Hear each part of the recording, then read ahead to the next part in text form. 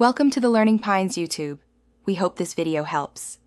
In this video, I will explain how to change Toyota RAV4 rear brakes. First, gather your essential tools, including a jack, lug wrench, and a complete socket set. Make sure you have new brake pads, rotors, and caliper grease ready. Safely lift your vehicle using a jack and secure it with jack stands on a level surface. Then, remove the rear wheel to gain full access to the brake assembly. Now, let's remove the old components. Begin by taking out the two caliper guide pin bolts.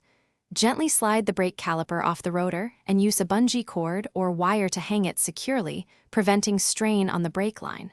Next, remove the worn brake pads from the caliper bracket. Finally, unbolt the caliper bracket and then carefully remove the old brake rotor.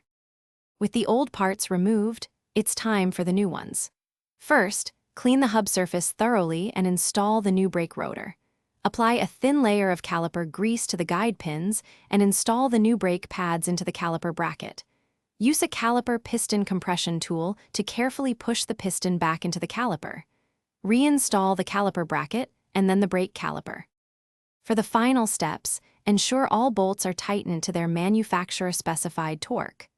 Reinstall the wheel and carefully lower your vehicle from the jack stands. Before driving, pump the brake pedal several times to restore proper brake fluid pressure. Finally, take your RAV4 for a short, low-speed test drive to confirm the new brakes are functioning correctly and safely. Thanks for watching. Consider subscribing if we helped you.